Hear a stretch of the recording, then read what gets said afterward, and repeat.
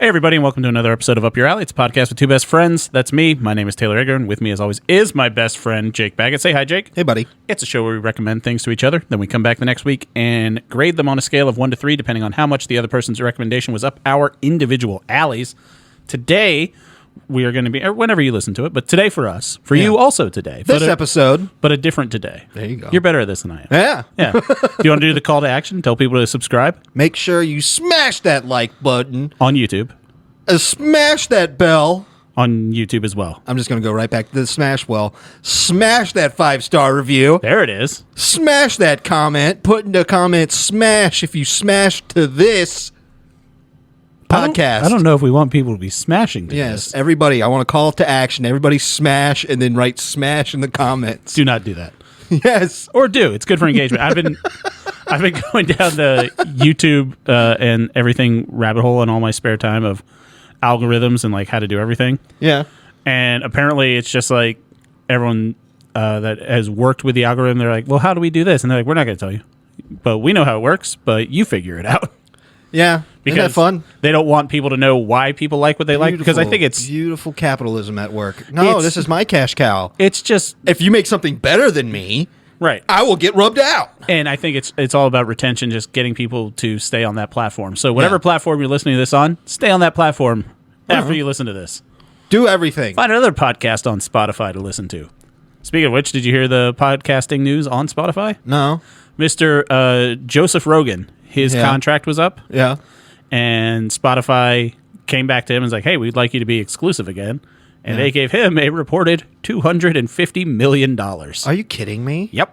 This is ridiculous. That's amazing. That's ridiculous. And there's another girl named Alex. She had a podcast called Call Her Daddy, and she had an exclusive deal for Spotify as well. She was 3 years, $60 million. Yeah. And when her contract was up, they're just like, okay, bye. Yeah. Because I think there's something to the exclusivity of Rogan where like the only way you can get him is on Spotify. Yeah. And I think he has enough big tech billionaires that would probably throw him a bunch of money if Spotify didn't lock it up. And they're just like, say whatever you want. We don't care. Oh my gosh. Here's a bunch of money. It's got to be an absurd amount of money for him. So money makes no sense. No, it's fake. $1 million. Yeah. I think I was talking to the kid about this, and she was, I don't know how we got in the conversation about money, but we were talking about the richest person in the Commonwealth of Virginia. And it was like, well, how much money does she have? And I asked her, I was like, well, how much money do you think you could spend in a day? Yeah. And she was like, $5,000. If you could spend $5,000 a day, that's a lot of money. That is a lot of money. Yeah. So the richest person in the Commonwealth of Virginia has $34 billion. So she could spend $5,000 a day for over 10,000 years and not run out of money. And the kid just goes, that's a lot of money. I was like, it's an unnecessary amount of money. It's a dumb amount of money. Yeah. It's a stupid, dumb amount of money. I'm just saying. That being said, some people in this Commonwealth have too much money. Some people get paid $250 million for podcasting. Jake and I will do it for what? Like $6 million? We're doing this because we're having fun. No, I'm saying someone wants to buy it. Like $6 million, we're out. I will say whatever you want for $6 million. Are you listening? Netflix? Immediately go alt-right. HBO if there's $6 million. No. Immediately. Well, then I'll go hard woke, and we can just have an argument. An argument podcast. Always the yin to my yang. That's what we're here for. We complain about wokeness and old movies. The Thin Man is too woke. But that does get into what we're going to be talking about this week. Jake's recommendation for me was the 1934 film The Tin Man. Yes, sir. Very close. Comedy film, 90-year-old comedy film, spawned a bunch of sequels starring William Powell. Did you really not notice that you called it The Tin Man? I did. Yeah. Thin Man. The Thin Man, yeah. Thin Man. You didn't notice? Not a fat man, no. You really hit it. Maybe I'm just saying it like The Tin Man. like an Irishman. I guess so. He's so tin. Yeah. William Powell into Tin Man. I can do Perfect. accents too, Jake. It's not just you. That's a very good Jamaican accent, sir. No, I was going Irish. Stop it. Fuck. We're also going to be talking about the Netflix original docuseries from this year. Just came out last month in January, American Nightmare. So we're going to be getting into all that in just a little bit. But Jake, anything new going on with you, bud? Shit. Yeah, not too much, really. Not too much. Honestly. We were talking briefly before we going. got started. I've actually been playing a little bit of Xbox. Yeah. And the scuttlebutt is that Starfield, which was the supposed to be the big Xbox title, nominated for Game of the Year, do all this stuff, and it just kind of petered out. Yeah. Yeah. And so the rumor is they're going to bring it to PlayStation. Yeah. Yeah. A little rumor. And also Indiana Jones and the Circle of Fate. Which I'm super stoked about that. I'm really excited. I didn't know that was going to be an It's Xbox exclusive game. Nolan North is but doing it is Bethesda. No, it's Machine Games, which is Bethesda. No, Nolan North, the actor. Oh, I can't remember that part. I think it's him. Get off my plane. Well, Nolan North or Troy Baker, one of those guys that does every video game character. I went to find a iconic Harrison Ford quote. Yeah, you went with Air Force One. It's Troy Baker is doing it. Okay, it's one of those two. Yeah, it's always one of those two. Yeah, it's one of those two. I did. I played 2 games. I've had a little bit of time to myself. I downloaded a 2-hour demo of Baldur's Gate 3. Yeah. Played my 2 hours. Yeah.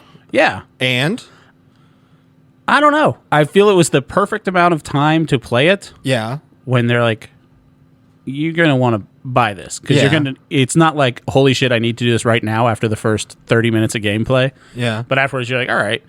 Yeah. There's Yeah. a lot to wrap your head around. I was in the middle of starting. I was in the middle of an argument with a squirrel.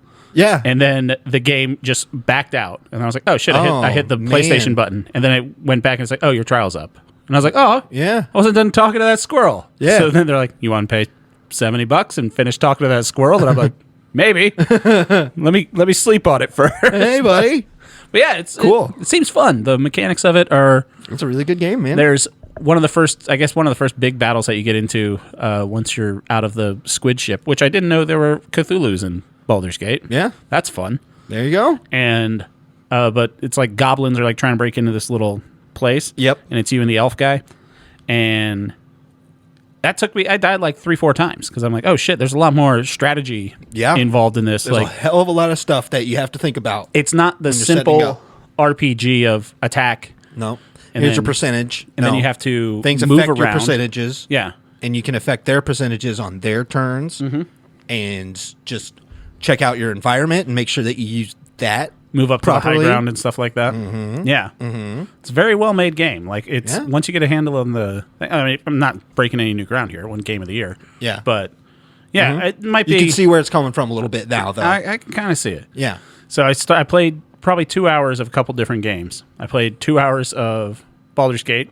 I played 2 hours of Death Stranding. Yeah. Dude. Yeah. I sent you a text where I was just like, this is a maddening game. It's an exposition dump at the beginning. Like you're talking about the 2 hour mark. And that 2 hours, you probably play the game for like a half hour. Maybe. And I'm not somebody that gets upset about watching a game. Right. But there is something about that game where an hour and a half of it is exposition that just does not make sense to me. Yeah. And then they're like, you got to take some packages across the mountains. You said this is going to be a movie as well. Yeah. I don't think this should be a movie. I think this, just from what I know, and after that, I was like, I'm not going to finish this game. Yeah. I know that for a fact. Yeah. I can't do this. It's too much. It's just weird. It's the gameplay loop is not fun for me. Yeah. Well, I think it's very well made. It's gorgeous. Well, there's a lot more to the game than just the first 2 hours. Right, yeah. But the walking around of it reminded me of a game that when we lived together, when was that, 15 years ago or whatever, you played a game called Shadow of the Colossus. Yeah. And it's just kind of a lot of walking around in an open, empty world. Yeah, and that's kind of what it reminded me of, just the ambiance of that. And I never played Shadow of the Colossus either. That game's beautiful. Yeah. That game's brilliant. It's rated one of the best games of all time. Yes. But that game changed Roger Ebert's mind about video games being art. Good. Yeah. I guess. Yeah. Sure. It's just weird. But they're like, he was like, their video games aren't art. And then somebody's like, play Shadow of the Colossus. And he's like, well, to be fair, okay, I see where you're coming from. He grew up when video games were just Pong. Yes. Yeah. And I know. And I'm like, I'm not somebody that gets upset with people that don't see it the way that I see it. Right. Yeah. But it was funny that he gave it a shot and he was like, oh, okay. Fair enough. Yeah. But I definitely think Death Stranding could be a series, like in the style of The Last of Us. If this was on TV, people would lose their friggin' minds. The whole thing about beached things and... I think we need to really back up and just start making movies again. I'm tired of series. Are you? Yeah, I don't think... tired of it. Already, like, I played this game for 2.5 hours, and I don't think that's... I'm recommending a long movie to you. Yeah. And 2.5 hours is a long time. Yeah. But I feel like playing this game for 2.5 hours, every bit of the story was kind of necessary. Yeah. If I had already gotten to the end of this story in the 2.5 hours, I don't think it would have been as impactful. I mean, Last of Us is told over, 10 hours of TV. Yeah. The first game. And it's a great series. I think they could do something like this, but also they've already used an actor in this, so that's kind of weird. Mm. And then I watched what I was saying when I'm not going to finish this game, I watched this guy has a lore documentary / review of this. Yeah. And watched half of that. It's fantastic. The lore, the way he breaks it down, so much good, so many good ideas in it.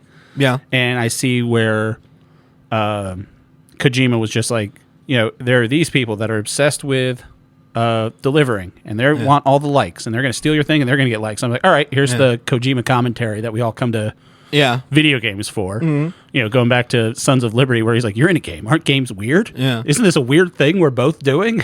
And just like, all right, I like it. Okay. I dig it. I'm excited for the second one. I don't know if I'll play it, though, but I'm interested to see what this story is. And yeah, that's about as far as I want to go back to playing it. It's on PlayStation Plus right now. That's how I got it. Yeah. The other game that I played, which is my favorite out of all of them so far, I finally got around to playing Pal World. Pal World. Yeah. Oh, the Pokemon with guns. Pokemon with guns? Holy shit, this is a fun game to play. Yeah? Yes. So it combines not just Pokemon and guns, which it does do. It's Pokemon and guns. Yeah. But it has survival elements. The platforming context is very similar to Fortnite, the way you move around. Yeah. Which is just very smooth, good-looking environments, and kind of looks like Fortnite the way it's cel-shaded. The capture mechanics are just like Pokemon. The fighting mechanics similar to Fortnite as well. But then it has climbing like Breath of the Wild, and also you can get a paraglider like Breath of the Wild. Yeah. And then it has like Minecraft survival and crafting and everything like that. And they're all done the obnoxious parts that are like kind of the step up into survival games where you have to like grind out this little bit. Mm-hmm. That's pretty much gone. You can get up and go, and it's like, here's a chest. You can store 900 of everything. Just put it in there. It's fine. Uh-huh. We took all the boring parts of survival games out and just made it fun. And there's a little green fox thing. Yeah. And his special power is he jumps on your head and he pulls out a gun and he shoots whatever you're looking at with his gun. Oh. Yes. No. I mean, I just haven't know anything inside me that wants to play that game. You're not a Pokemon guy, though. I am too a Pokemon guy. Are you? Yeah. What was the last Pokemon you played? Shield. Really? Yeah. I got Sword. Yeah, everybody got Sword. I like the dog with a sword in his mouth. I always choose the one that everybody's not choosing. You red or blue? I was red and blue and yellow. To be fair, I did both as well. I did all three. What are you talking about? I did all three, bud. Yeah. Yellow that's a little same bit game. Much. Yeah, I understand, but still. It was the same time I got a... Regardless, we're going off topic. But yes, I mean, that's sort of kind of the name of the game. But I'm happy people are enjoying it. Yeah? I mean, I hope it means something to the Pokemon Company. I think it's shocking that Nintendo hasn't sued them. I mean, they're not going to. Right. Why would they care? I mean, it's...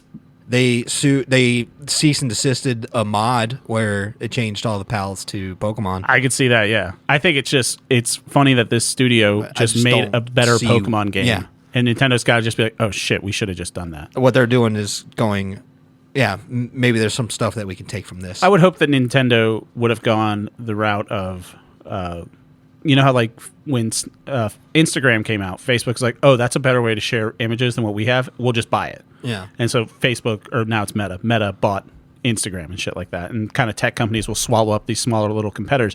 Google bought out YouTube. Yada, yada, yada. You hope that happens? I don't see why Nintendo didn't do that. They're like, oh, this is really good tech. We're just going to take that and we're going to make it an official Pokemon game. Not with the guns, obviously, but it's so much fun, Jake. I think you get it on Steam. I mean, it's on Game Pass, I believe. Yeah, that's what I was playing it on. And I have that. Oh, that's right. You have an Xbox. No, I have a PC. Oh, Game Pass is a thing for PC too? Yeah. Oh, well, isn't that great? Yeah. But yeah, I think it's definitely fun. It's worth checking out. Yeah. Yeah. I mean, I just got Yakuza, so I'm going to be playing that. Still doing the Infinite Wealth, huh? I mean, that's probably all I'm going to be doing until Tomb Raider comes out on February 14th. The remastered Tomb Raiders? Yeah. You're doing that, huh? I cannot wait to play them. Huh. Yeah. I'm like super excited to play them again. I gotta tell you, I don't think I've ever beaten a Tomb Raider game. I've beaten one. No, I watched my dad beat the first one. Really? Yes. Huh. And then I beat the second one, and I never touched the third one. Really? Yeah. So I'm like, I mean, this one's nostalgia for me purely. Just but hitting that. I am like super excited. I mean, good for you. I hope people play it, and then I hope people get how the gameplay is actually really fun. It's the tank mechanics, though, isn't it? Like, are they changing that like they did with the Resident Evil? I'm not sure, but it's more of a methodical and thoughtful platformer than something like Mario, where they want you to. We don't talk ill of plan Mario out. in this household. I'm not. I'm saying that Mario is more fluid and arcadey, where this game is you want to look and assess at jumps to see where you're going to go next. I can kind of see that because, I mean, kind of the successor to the Tomb Raider games were the Uncharted games. Mm-hmm. And those were a little bit like, here's a building, and certain places, certain bricks are orange. Yeah. So you know where to go, and then you just hold. Yeah. I think Analog and X, it and was then you're going. H-Bomber guy that did a good breakdown of traveling when he was talking about platformers and how they've gone downhill. Huh? He's like, oh, yeah, this looks great, but really I'm holding forward. Yeah. That's it. Everything else just does it automatically. Something like that. Where this thing is something where you can take a look and you'd be like, I could probably get down by riding through here or something. And then you walk. Walking is important because walking will stop her from going over an edge. And then you can hit back once and you jump back precisely one tile length, which is enough for a running start to get your full jump arc. Oh, so you got to set it up. There's stuff that you can get set up. And then after a while, you get used to it and understand it so that when there are more demanding moments where you're running away from something or you have to time something, you just get better at assessing things with your eyes on what a jump is. The game is a lot more thoughtful than people give it credit because I definitely have never given it any credit. My favorite thing was the reason her breasts are big is because there's a when they just hit a wrong vertex, so her breasts shot out far, and that's why they're triangles. Right. And they were just like, stop right there. That's perfect. Keep it. Do you know why Mario has a mustache? Similar reasons. Yeah. So they know he has a nose. Well, it's because they couldn't find a way to program it to where there was a hole in between his nose and his chin. Yeah, so it looks weird. Right, because they couldn't find a way to change the background color there. So just like, I just put a pixel of mustache there. Just give him a mustache. Yeah, it's nice that some of the most iconic video game things were just created out of necessity and laziness. Just like, accident. Yeah, was great. All right, so I feel like there was something else I want to talk to you about. Maybe there may have been. No. If it comes up, I'll just find a way to shoehorn it in later. Just plop it on in there. All right. Well, let's get into what we're going to be talking about as soon as we get back from this quick message from this week's sponsor. Is something interfering with your happiness or preventing you from achieving your goals? Regardless if you have a clinical mental health issue like depression or anxiety, or if you're just a human who lives in the world and is going through a hard time, therapy can give you the tools to approach your life in a very different way. That's why I'm excited to tell you about today's sponsor, BetterHelp. BetterHelp's mission is to make therapy more affordable and more accessible, and that's important because finding a therapist can be really hard, especially if you're limited to the options in your area. BetterHelp is a platform that makes finding a therapist easier because it's online, it's remote, and by filling out a few questions, BetterHelp can match you to a professional therapist in as little as a few days. It's easy to sign up and get matched with your therapist, and there's a link in our description. It's betterhelp.com/Allie. That's betterhelp.com/Allie.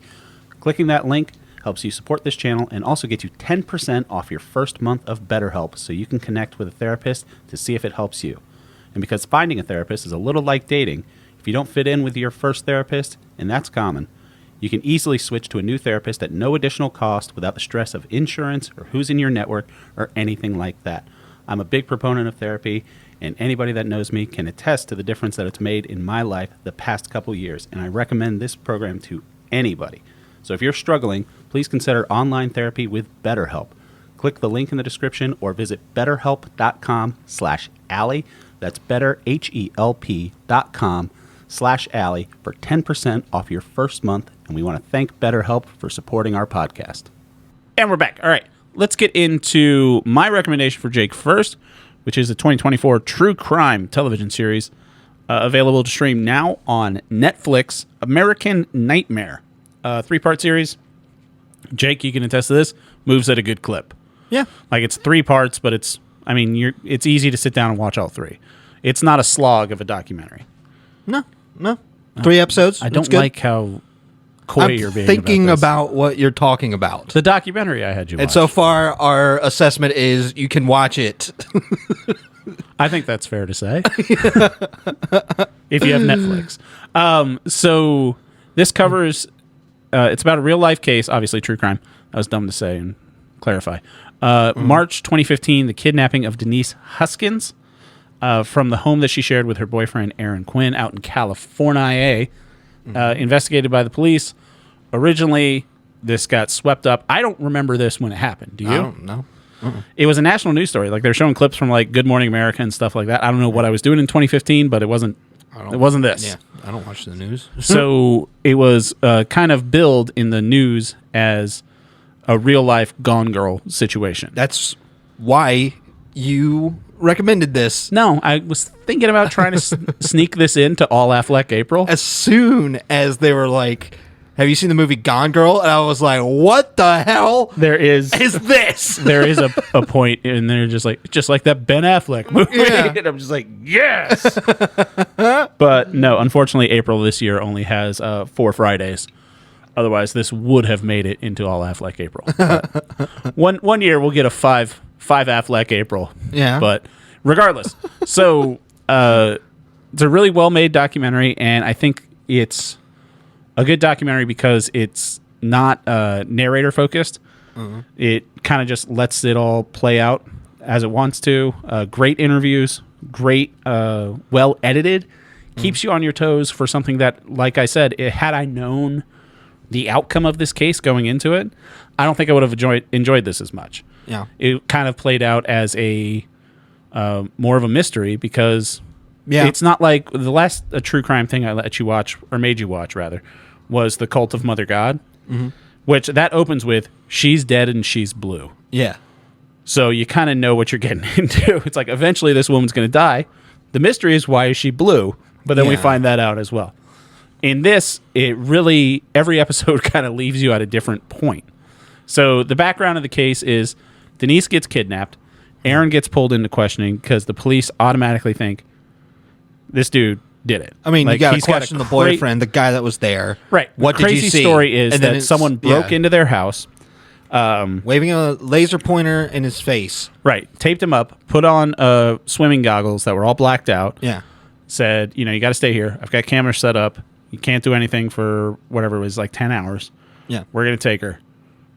And then left. And then he got out. He'd been heavily sedated as well. Goes out, calls the police, and the police are just like, we don't believe you at all. Yeah. Not even a little bit. So it has the questioning of him. And then at the end of episode 1, the girl comes back and she just shows up at her dad's house.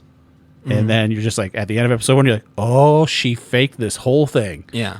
A real life Gone Girl situation, Yeah. if you will. And then at the end of episode 2, you get to hear her story. Then you're just like, holy shit, this is a whole different thing. Yeah. And at the end, you're just like, this kind of ended on a happy-ish note. This, The story? the whole story, Yeah. all 3 episodes. I mean, No, you get to see who the real villain is. right. And it's the villain that's in every single crime story. Straight white male? Cops. Oh, it's well, always cops. Yeah. That fuck it up. Okay, before we get into that, there was the one nice cop at the end. Of course, but Yes. that's just one good apple. It was a real small town police department, good old boy situation. Yeah. So I guess full spoilers for this. But yeah, it turns out that she really was kidnapped by a guy who was a serial sexual assault, burglary, kidnapping. Yes. Horrible person. They catch him at the end, the actual bad guy.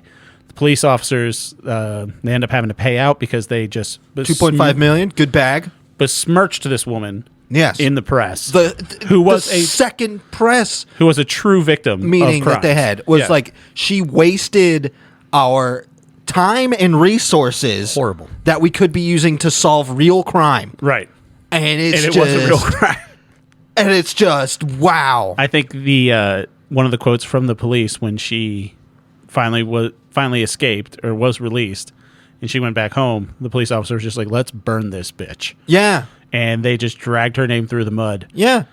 It's insane. Horrible. How so much of it is like, let's just get an eviction. Right. We just got to resolve this. A conviction. Yes. Not an eviction. Let's get an eviction They got to and keep- a conviction. They got to keep their house. But they're like, we have to just... Right. Let's just wrap this up, please, fast. So on the scale of true crime documentaries, how'd you like it?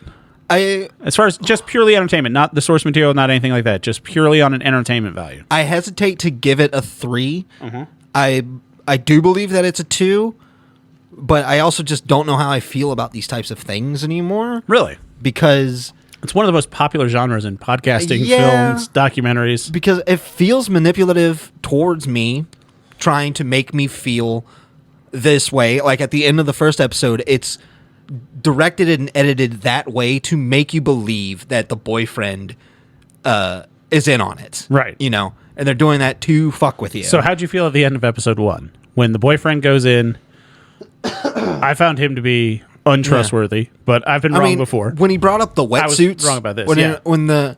Because he was like, I asked him if I could have the blanket because I was cold. Right. I asked the home invader if I could have the blanket back because it was cold. And he's like, oh yeah, you're probably cold because it's cold in here, but I'm not cold because I'm wearing a wetsuit. And it's like that's crazy. That's the craziest thing I ever heard. What a weird bit of information. Yeah, it's like I probably Like if the burglar was just like, oh, that's sorry, I couldn't feel that because I have this large scar on my left hand that's easily identifiable. He's like, I'm about 5'11", 175 pounds. I don't really feel the cold. Where did you grow up? That's where my mom lives. Just throwing out way more information than is needed. It did sound like someone was making up a story. Yes. Yeah. And I guess it's the episodic idea of it that but makes I don't me even feel count this as episodic, really. Yeah. Because it is. But it's my idea It's not that released week to week. If somebody watches the first episode and they walk away and they're like, those people are assholes, but they're wrong. Can you imagine only watching the first episode Yes, of this? I can't. I feel like there's so many people out there that will watch the first episode. They're like, I can't watch this. It's going to be about 2 people I really don't like. I figured out those people suck. The cops are doing their job. Yeah. Someone that just walks away from this, even after episode 2. But like by the 3rd episode, that's when I realized like they're doing a great job. They even talked to a really good crime reporter, a type of crime reporter that's not super slimy. Yeah. That he's like, he's just passionate about good crime coverage. Oh yeah, just that dude, the reporter. His Yes. name I forget, but he was great. I don't know what his name is, but he was somebody that was getting emails from the criminal being like, she's telling the truth. I'm real. Yeah. And here's pictures of this stuff. When she gets released, she recounts the story to the police officers. And like we mentioned previously, the police officers are just like, we don't believe you. We think you made this whole thing up because there was backstory that the boyfriend wanted to get back together with one of his exes. Yeah. And for some reason that they don't even bring up, one of the police detectives used to date. The FBI agent. The FBI agent that was brought in used to date his ex-girlfriend. the ex-girlfriend who he says that the kidnappers thought they were getting. Yes. So, wow. Yes. So it does. The cop story is basically guess she faked it to get back at her boyfriend who was about to leave her. They should have focused on how terrible cops are at their job from the beginning. Right. But maybe that's just a thing for me. These cops. Let's not throw every No, cop all in. cops. No, we're not doing that. Yeah, we're all doing that. In California. I feel like if you have any form of authority, you should be held at a higher standard. Agree. Across the board. Agree. When it comes to something like this, you should not be allowed to just get off the hook because you're a cop. Or be promoted. Yes. Like or some get of them cop were. of the year. And I think his name was Detective Mustard. Matt Mustard. Detective. Which sounds made up. Yes. Out of all the things that were hard to believe in this story, that the lead detective was Detective Matt Mustard. And it's just like you watch the interrogation styles that they have. Mm-hmm. And like that's how they that's like a method of trying to get confessions out of people. Right. Which is to like, even lie to them, being like, you're lying to me. I have it on paper from the lie detector test. Yeah, cops are allowed to lie to you. Yes. One of the biggest things that you could tell people is every time you see in a movie where it's like, you have to tell me if you're a cop. Yeah. That's cops that told people to put that into movies. See? So they could be like, no, I saw it in a movie. You have to tell me if you're a cop. But cops Yeah. don't have to tell you if they're cops. I think that they should be held at a higher standard. I absolutely agree with you 100%. There you go. But I'm not going to say that they're all bad. I'm going to go ahead and say that they are bad until proven that they are good. Ooh, the opposite of what we have. Yes. Huh. That's how weird- it should be done. That's a weird If dichotomy a you cop got there, Jacob. comes to you and they're like, hey, I just want to talk to you a few minutes. You go, lawyer, lawyer, lawyer, lawyer, lawyer. And it's like, you're not under arrest or anything. Lawyer. I want a lawyer. You don't tell them we're anything. selling raffle tickets. Yeah, they're just like, I just want your name. Lawyer.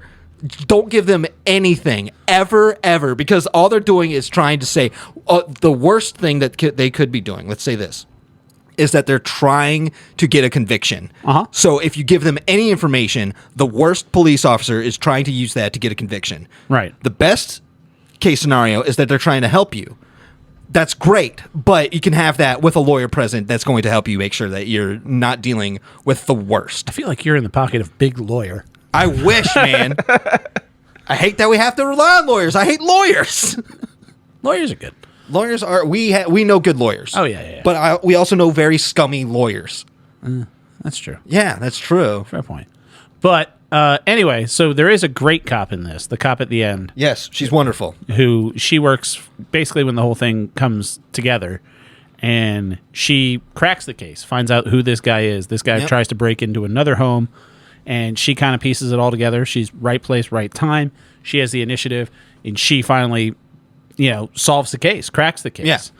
And then the last episode's kind of like the fallout of catching the guy, and then the people, Aaron and Denise, they end up getting married, Yes. end up having kids. They sue Wonderful. the police officer for Yeah. so much money. Yeah. But I don't police think department. enough for some reason. Absolutely not enough. Because her feel like- reputation is tarnished forever now. Yeah. Well, I And- feel like you have to go to Netflix now because now, if anything, she's in a better light now because of Netflix. Yeah. Because at this point, I had no idea who she was. Yeah. But now I know who she is. And I know she's a survivor, first of all. Yeah. And an honest person. Yeah. And, a good person. Yeah. Yeah. Yeah. Yeah. But they have to do so much Yeah. so much research, and just like have so much receipts to be like, we are talking to a woman that has had this happen to her, Horrible things. and we have so much evidence that it happened. Right. So please, please, please, please, please believe this. Yeah. So I think that's kind of a good. So I guess that's why I'm hovering on giving it a 3, Right. because it does do a justice to the victims scratches of your this crime. believe all women itch. Kinda. Yeah. Yeah. Where it's just like you can't just jump to a conclusion. Right. So this story isn't really why I recommended it. Yeah. I really just liked it as because the story, yeah, like I said, It pulls at my heartstrings. It's great. It I does think a it's- great job setting up these characters and making you view your own prejudice Yes. when you're listening to somebody talk. for sure. Even though I would say that it is manipulated for you to believe what they're presenting you is that like the boyfriend is the a killed her. perpetrator, Yeah. or that she is lying. Oh, But- his first interview, I was just like, oh, he killed her. And then she, like, as soon as I was just like, oh, he totally killed her. He killed her 100%. And Yeah. at the end of the first episode, she shows up, and I'm like, fuck. Yeah. And then I'm like, she is lying. She's in on it. Yeah. She knew the whole time. She set this up. He's such a nice guy. He's such a nice guy. And she did all this to screw him over. And she's telling the truth. Fuck. Yeah. I'm like, then who's the bad guy? The cops. The ones I was rooting for the whole time? Yeah. All right, that's on me. I think that's what you're trying to say. yeah. At the end, you're like, all right, that was on me. That was on me. Taking it as a 3-part thing and realizing that it's not trying to manipulate me Right. more than it's trying to say you're not getting the whole story, or you're not following the evidence, and you're just taking in what's presented to you, and they're saying this is the fact, Right. and you go, okay, You know- because like my favorite thing was the lie detector test, Yes. and the guy says, Which is complete bullshit. yes, never take a lie detector test. Well, no, they're just inadmissible in most courts. Yeah, just never. Well, take one for a job interview because it's still something that some jobs do. But Really? yeah, for like top secret, especially around here. Oh, yeah. Well, Yeah, you got to do that. No But I'm pretty sure no that's job trying I to tell do. you, Yeah. like, Yeah. you're cool under pressure, man. But they said like you were lying, but they showed like in record him saying that it's inconclusive Right. if he's lying or not. And the cop just flat out lies to him. Cop just like, yeah. You know what I'm it made just me lying. You know what it made me think of when we just. But broke they that- showed you in the first episode, like, he's just straight up lying. And then by the third episode is when they're saying, we didn't tell you the part where right. that cop is lying. No, what made me think about it, breaking it down at a 3-act structure, it's the Prestige. Mm-hmm. You have the pledge, then you have the turn, then you have the prestige at the end. And the prestige is fucking, they were right the whole time. These people you thought were bad people, they're actually victims. Yeah. Don't you feel like a shithead? I never try to feel like somebody is a bad person. The reason I recommended You know. this to you is just because you made me watch Anatomy of a Fall last week. Yeah. And I was so upset about that lady. And I really had to like back myself off. I'm like, no, maybe some court cases, the victim is actually a victim and there are good people involved. Yeah. Still hate that lady from Anatomy of a Fall. And you have all your right to not like that person. Yeah. Oh, I'm well aware. You don't have to. Yeah. You don't have to But give me that right. Fucking hate that movie. Really enjoy that movie. Oh God, I have a movie filled with terrible people for you. I can't wait. Yes.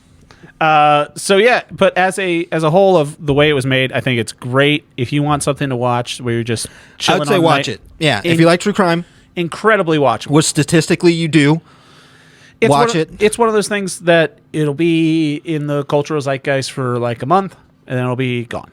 Like One of those stories. It's gonna be. Remember the story of that little girl that her mother was very abusive? She killed her mother. Oh And yeah. No, she that got her boyfriend documentary- to kill her mother. Yes. And then that documentary What's came her out. name? Was that Ice Spice? No, that's not No. right. Wow.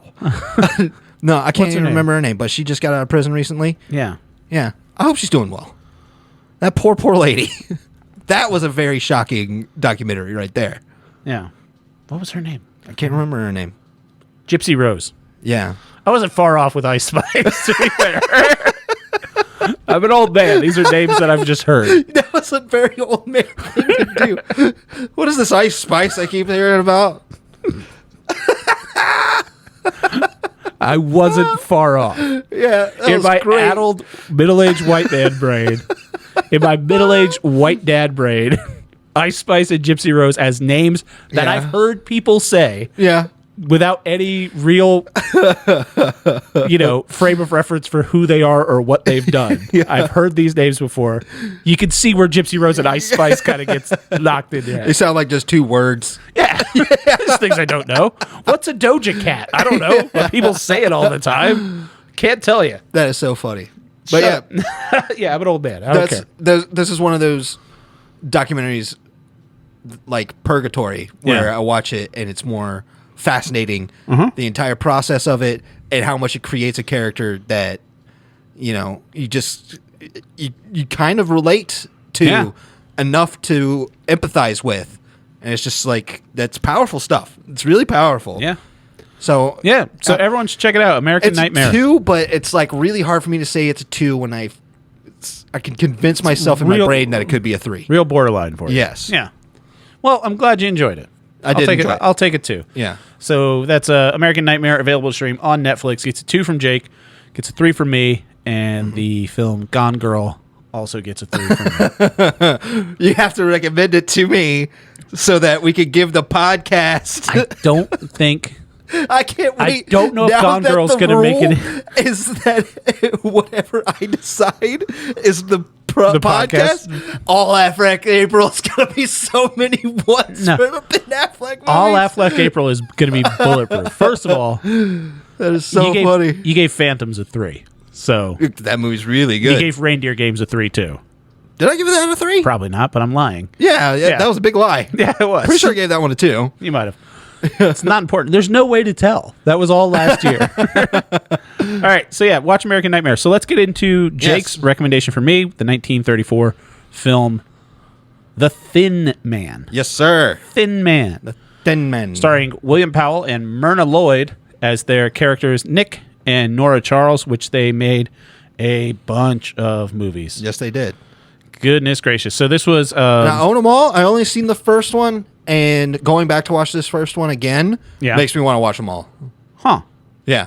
So this was this movie came out right before it It's known as pre-code Hollywood. The Hollywood Code came out in 1934. Yeah. Known as the Hays Code. That was basically saying what you can and can't put in movies available for the public, because it's the Wild West back then. No toilets. Yeah, Don't show a toilet. Sleeping in separate beds. Yeah. I wonder how many people actually slept in separate beds back then. My grandparents did. Really? Yep. Huh. My mom talked about the street that they used to live on. Yeah.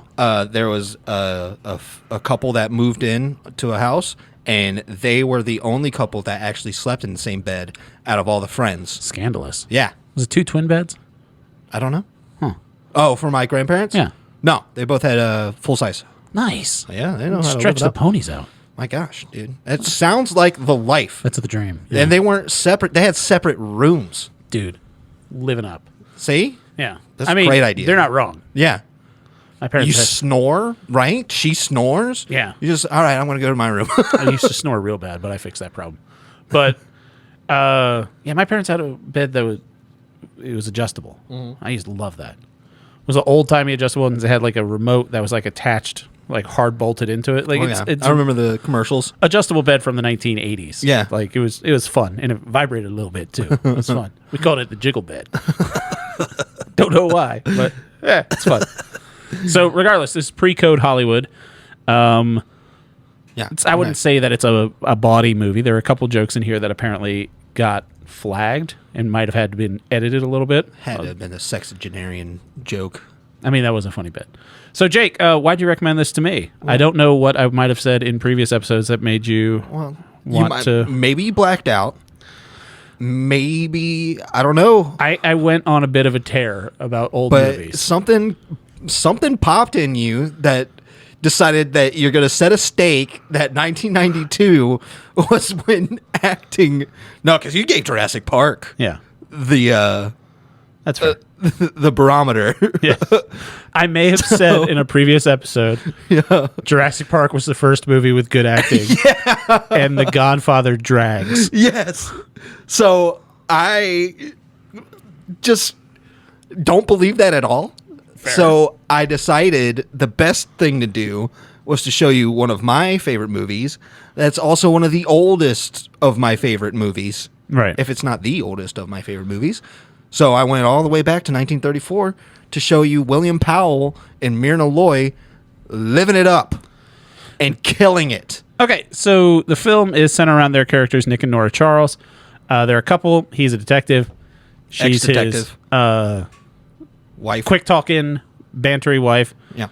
One of the things you brought up last week was the chemistry between these two. Yeah. I'll say this, fucking top notch. Undeniable. Yeah.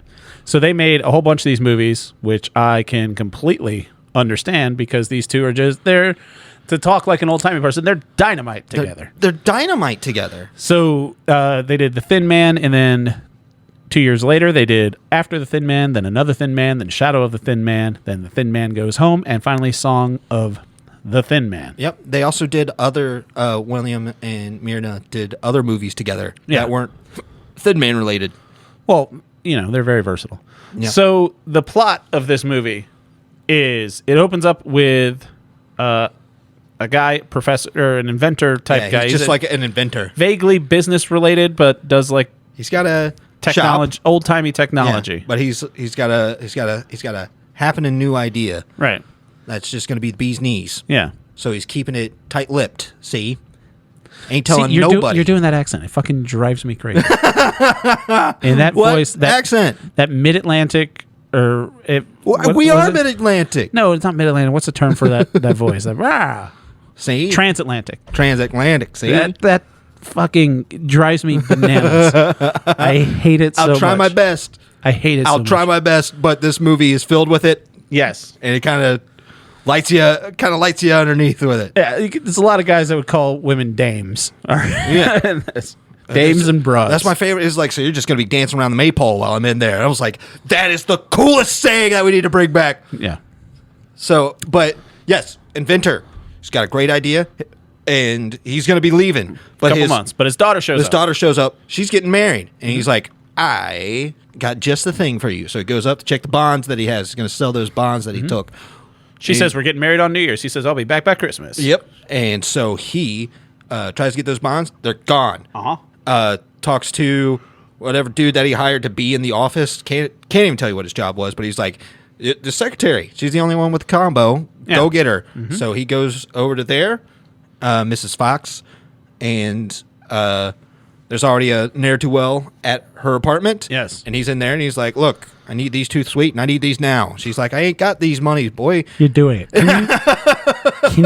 Can you try? I'm trying my best. No, you're not. You said toot sweet. You've never said toot sweet when you're not trying to be a dick with this voice. First of all, it's tooth sweet. No, it's not. Yes, it is, because it is a bastardization of tooth sweet, which is the French, like, quickly.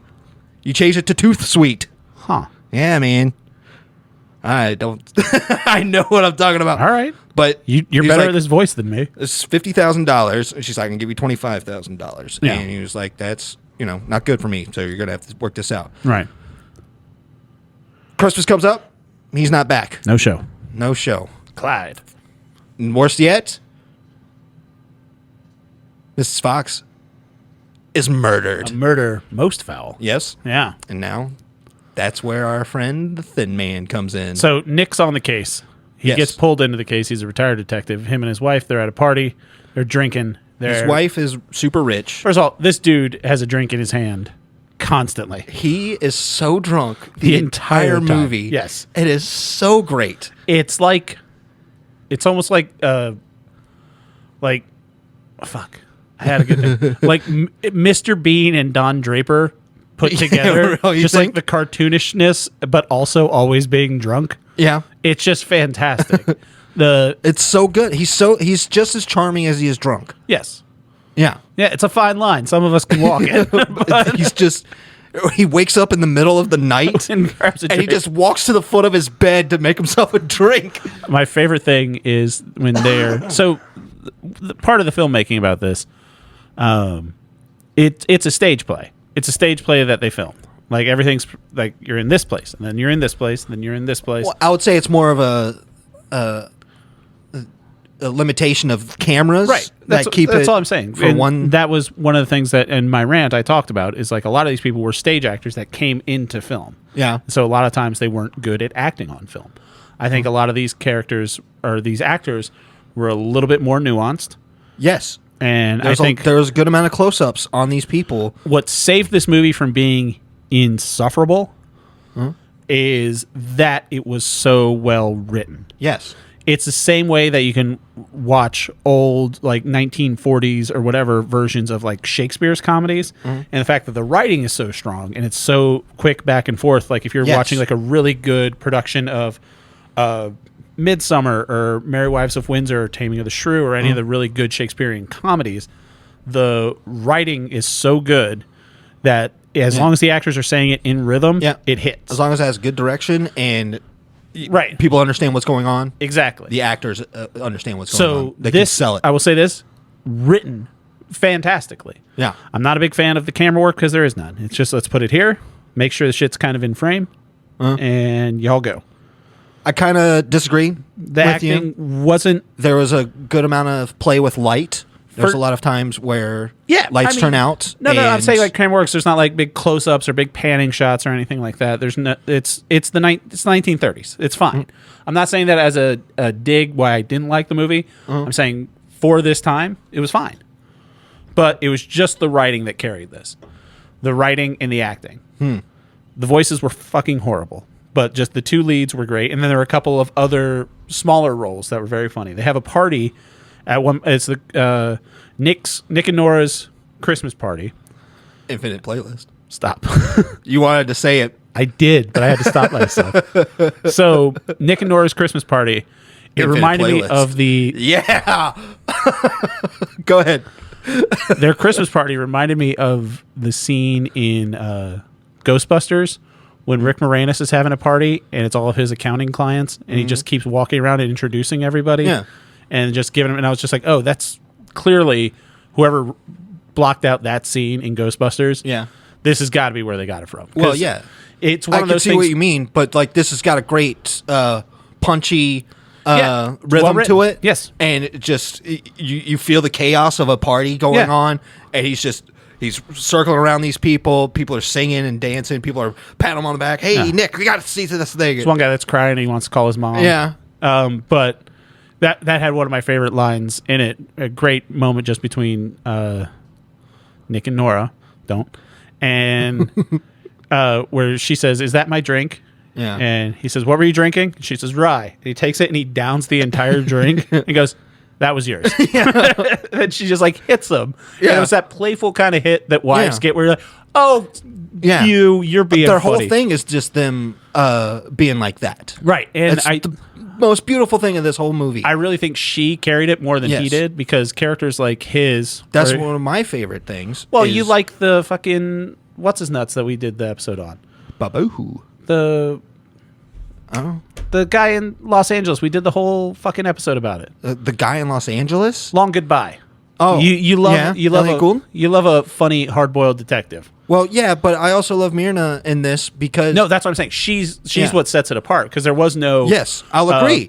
That's why I like this more than the Long Goodbye. Far more comedic. It's far more comedic. More than Long Goodbye, because the Long Goodbye, again, like I said, was made before 1992, and there were no good movies made before 1992. PlayStation 5 ain't got no games. That's true. But... Same argument. You're not wrong. Yeah. Regardless, this from me definitely gets a strong 2. Hell yeah. Stronger than I would have thought. Yep. Thought I would have hated it, but it does get a strong 2. I didn't watch any of the other ones.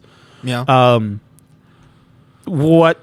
also, one of my favorite people about this was the dog. Yes. There's a very good dog in this. Incredible dog acting for 1934. I mean, that's just a good dog. It's a wire hair fox terrier.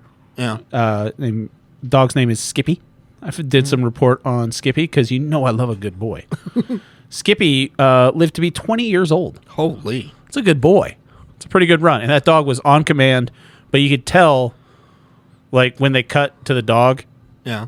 It's like, all right, they had to film that completely separately. Like, yeah, of course. At the end of the movie, he just throws the dog onto the top bunk of a train.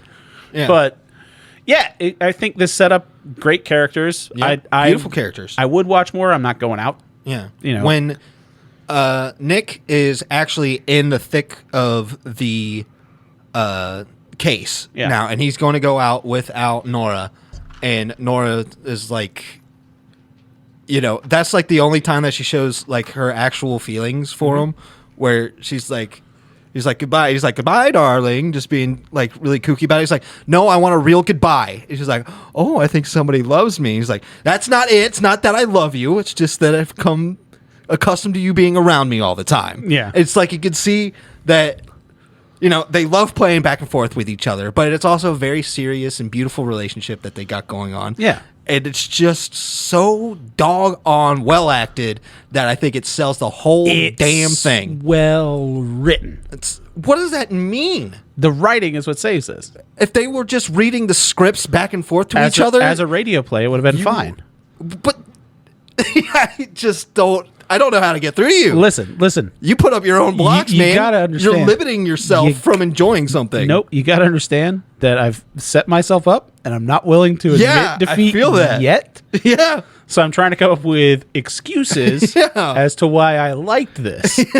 See, what I'm doing is covering my ass, Jacob, because I said some very slanderous things. Yes, you did. About decades worth of history. I'm giving you one of the greatest outs. Yes. With an amazing movie. Right. A very well-written movie. Oh, my God. I'm not saying there was no good writing back then. Oh, man, I'm going to slit your throat. That is so sad. I'm so sorry you got to get murdered, man. This is going to be the end of episode 1 of our true crime Netflix documentary. It's going to be like everything was going so well. It's just Jake's like, oh, I'm going to slit your throat. And they're like, oh, no. And then there's just blood in the podcast that studio. Was recorded. How did he have time to upload it to Spotify and edit in the BetterHelp ad before he bled out? Gone fish tank.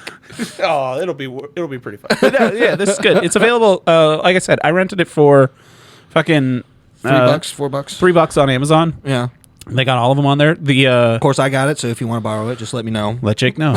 As always. So the couple things that were censored, since this was a pre-code film. for subsequent releases, it did come under a little bit more scrutiny. Yeah. These were the jokes that were a little too baughty to make it in. Now you're talking my language. William Powell got shot. Some guy breaks in and grazes him. And that was my favorite joke. Myrna said, says in the Herald, you got shot 5 times. Yes. And she says, she got shot twice in the tabloids. And then he says, he didn't get anywhere near my tabloids. Yes, that joke is incredible. Joke where he's referring to his dick and balls as his tabloids. Yes. Great joke. That joke is great. Extraordinarily well-written material. Well delivered. And the other one was when the cops are searching their apartment, she says, "What's that man doing in my drawers?" Yes, another great joke. It's a little double entendre. There's great little jokes like that. Waiter, could you serve the nuts? Could you serve our guests the nuts? Right. Just good cute little jokes like that. Incredibly well written. Yeah. Mm-hmm. And at the end, I'm not going to give it the twist because, I mean, it's worth it to watch. It's worth it? Yeah. It's a great twist. It's great. Well, it's a sweet little mystery. Right. And it has a nice little bow on it at the end, and they go out to California on a train afterwards. My favorite joke was when he's going to go out for the first time. She's going through his pockets, being like, "What are you doing? Where are you going? What is this?" And she takes out his gun, and she's got it pointing at him, and he puts his hands up, and he's like, "Looks like a holdup." I'm like, that's a great little joke. Yes, it's a fun movie. I will say this. Cute little thing. It's a fun movie. But so there's a 3 from Taylor. Nope, it's 2. So it's really nice. A couple fun facts from the trivia. William Powell, this is according to IMDb trivia, William Powell spoke of how much he loved working with Myrna Loy because of her naturalness, her professionalism, and her lack of any kind of diva temperament. Hell yeah. This is a quote. "When we did a scene together, we forgot about the technique, camera angles, and microphones." Check. That's cute. We weren't acting. We were just 2 people in perfect harmony. Perfect. Right, because they weren't acting. Right. That's the stuff that you like. No. Yeah, you like I this like real good stuff. acting. I like good acting. You're like, I like it when it doesn't look like a play. Sam Neill didn't see dinosaurs, but he made us think he saw dinosaurs. Because you started going, what? A dinosaur? That's the director's cut. Spielberg was going off the rails that day. Did you ever see Louis C.K.'s first show, Lucky Louie? Yes, back on HBO. Yeah. Uh-huh. That's what, it kind of gave me those vibes from that too, where it was just kind of set up like old movies like this. They kind of set up like sitcoms because you could only have so many angles that you could film from. Like the fourth wall, actually. Yeah. But like I said, it's worth it. I like this a lot more than I thought I would. Oh, and also fun note about the dog. At a time when most canine actors in Hollywood earned $3.50 a day, this dog earned $250. Holy! Right? Holy! That's an expensive dog even today. That's a lot of money. Yeah, for a dog. I'm not giving you $250 for a dog just for a day. Listen, I've got 2 pretty good dogs upstairs. Not $250 worth. $250. That's a lot of. I'll give you like $25. Yeah, but they're not super good at tricks. Nah, I just want to hang out, pet them. One of them got into the trash, and then he brought the trash that he knew he wasn't supposed to be getting into the room where I was playing Pal World, and just dropped it on the floor and looked at me like, "I got into the garbage, dickhead. Why don't you come in the kitchen and clean it up?" Yeah. That sounds like our good boy. No, it's a crotchety old man dog. It's not a good boy. Really? It was the crotchety old man dog? Yeah. That doesn't sound like him at all. You don't know him very well. No, I don't. He just likes his little pets. Yeah, he's a good boy, though. Yes, he's a wonderful boy. Yeah. Thank you, everybody, for listening. Be sure to rate, like we said, any of the stuff on the algorithm. If you want to rate, tell some friends about the show, leave a review on YouTube, subscribe on YouTube. If you haven't, follow us on Spotify or iTunes if you're listening there, or do all 3. Yeah. Because it's free to you. I don't know. You got time. Yeah, click a button. What the fuck are you doing? You got better shit to do? Like putting the onus on the listener. Like, what are you doing wasting our time now? Yeah, seriously. Been down here talking about this dumb fucking movie for the past 45 minutes. You think we want to talk about call to action? We want that Joe Rogan money. We should be just talking. We're a lot less problematic than Joe Rogan. Although Jake did say some pretty inflammatory things about the police. Give me $250 million. I will be just as problematic. Yeah. I promise you. I think what we've all learned is we have a price. Yeah. We don't know what it is. Sell out immediately. But let's get into what we're going to be talking about next week. Jake, Hell yeah. what you got for me, buddy? You made me watch crime. Now it's your turn to watch crime. I love crime. Yes, sir. I love this documentary. It's on Another documentary. HBO Max. Max. It's just called Max these days. Just called Max these days. It's on HBO Go. It's called Telemarketers. Oh, telemarketers. Yeah, Hell you had yeah. mentioned this offhand a couple Long weeks ass ago. time ago. And Yeah. now it's your turn to watch what I think is a really good crime documentary about telemarketing. Yeah, so this is about, this came out in 2023. Is it a series or is it just one documentary? 3 episodes. 3 episodes. Okay, believe. so kind of the same thing. Same old thing, but just a different crime. Yeah, all available to watch on Max. And I think you will particularly enjoy this one. I do like a good business scam. You like a business scam? Yeah. I like sticking it to the man. And this one has a very certain man that you're gets like- stuck to. that gets stuck into. And I also like it when the small guy gets his win. Yeah, I posted, I did a clip on TikTok about us talking about small guys when we talked about the GameStop stuff. Yeah. And I brought up how Dan Olson, ruined that for me. Yeah. It did not do well. Did not get picked up in the algorithm. Yeah. I don't know what it is. It's because nobody cares. The only clip that's doing well is that one about the fucking bear.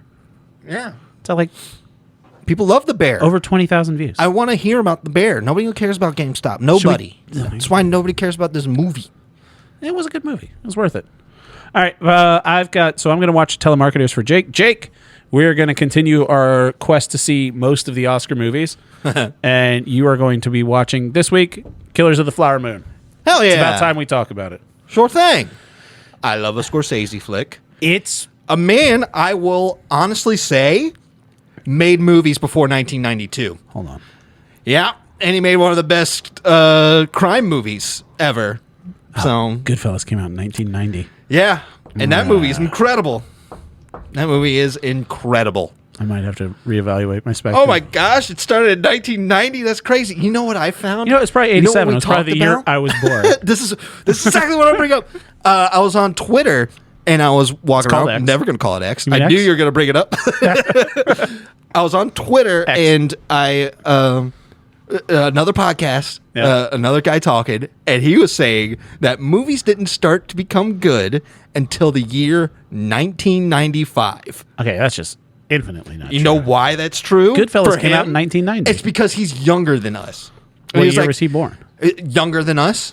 So what he was doing is like, when I was going and starting to really understand what I was watching, that's when it was good. This guy probably has the top 5 Honestly- favorite SpongeBob episodes off the top of his head, too. Honestly, when I was growing up, that's when the stuff was good.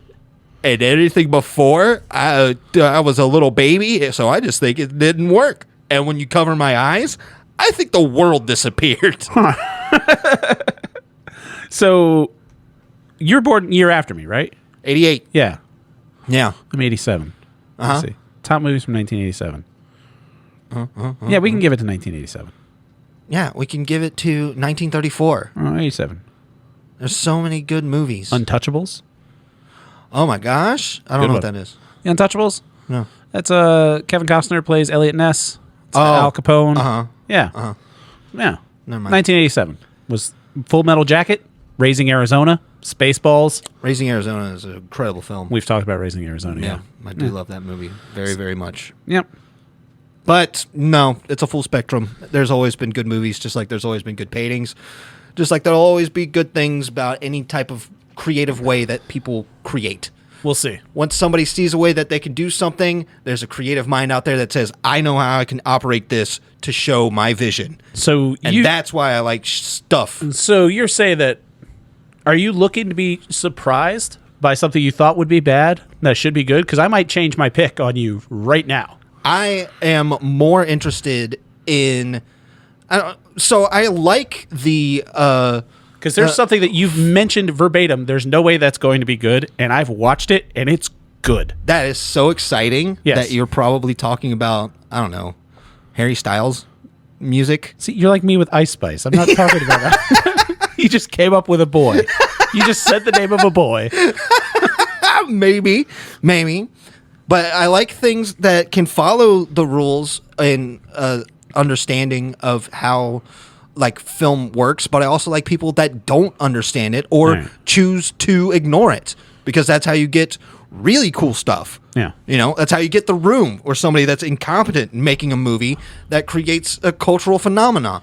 Or you get somebody like David Lynch who rejects the idea Don't do Twin Peaks. of the Hollywood cycle and creates his own stuff that is perplexing but beautiful, and it's right. That's fair. So wherever it comes from, I think that that's great. That's when I'm saying that there is no time that movies started getting good, because it's impossible. It's like saying video games didn't get good until Banjo-Kazooie. the PlayStation, because that's when my baby brain started to really understand what I was playing. And when I covered my eyes, the whole world disappeared. Who was this boy on the internet that upset you? Was it Harry Styles? Well, it's just the idea that like there wasn't game theory when games first started, when there absolutely was. Yeah. So the just limiting yourself and saying that this is how things are, Yeah. it just doesn't work for me. When I say stuff like whatever I was talking about, there's no way this could be good. Yeah. That is such a fun thing. It's real good. But I would also be like, that was good if it was good. All right. I said this was good. I said Thin Man was good. No, but I'm wondering what you want me Well, to. I haven't finished it yet, so I got to see if it sticks the landing. Oh. But I've started it, and it's real good. This is kind of scared me, because now it makes me think it's a Star War. It's not a Star Wars. There haven't been okay. new Star Wars lately. Oh, okay. None that I haven't finished. Oh, speaking of Star Wars, Carl Weathers died. I know. That's sad. R.I.P. in peace. He Who's Carl Weathers in Star Wars? he's in Mandalorian. Oh, he is? Yeah. Okay. I was about to say, I think you're being racist. No, he plays a in the Mandalorian. He plays like the mayor of this outpost that Mandalorian comes to, and he's one of Mandalorian's old friends, and he gives him the nickname Mando. That's what he always calls him. He's like Mando. It's That's just wild. So great. It's just Carl Weathers is a pretty amazing guy. Yeah, and he directed a couple episodes of the Mandalorian too. Oh my gosh. Yeah. And what we kind of talked about last week with actors playing exaggerated versions of themselves when we talked about Andy Samberg in Self-Reliance. Yeah. Carl Weathers might have done the best version of it in Arrested One of the Development. most iconic ones. Yeah. I think if we're making a Mount Rushmore of actors playing exaggerated versions of himself, that's up there. Neil Patrick Harris and Harold and Kumar is up there. Really good choice. Yeah. Carl Weathers in Arrested Development. Say nothing of Happy Gilmore, which for my money is still the best Adam Sandler movie. I've gotten into arguments with people. My sister thinks it's Billy Madison. I disagree. I think it's believe both of those are very top contenders. I think Billy Madison might be my favorite one. Little Nicky's underrated. Billy Madison gets it because... Whoa, watch that movie again. Yeah? It is not You think it's good. adequately rated? I would say The Wedding Singer is underrated. I think People need to go back and watch that again. He had some bangers for a while. Yes, he did. My kid was telling me that Hubie Halloween is amazing. Really? Yeah. That's good to hear, Yeah. honestly. Good for him. I think when he cares, well, I think he does care, but I think he also just likes having fun with his friends. He does. And that takes a lot less effort than, We haven't done any Sandler on this podcast. Safdie. Yeah. Well, that's because... He played an exaggerated version of himself on Brooklyn Nine-Nine with Andy Samberg. Wow, full circle. Yeah, full circle. I think we're done with the podcast then. Yeah, I This think kind of went off the rails towards the end. Yeah. That's fine. It did. It really All right. picked up. Thanks, Tale everyone, of for the Flower listening. Moon And telemarketers. and telemarketers. All right. Thanks, everyone, for listening. Tell your friends. Jake, love you, buddy. I love you, bud. Bye. Bye.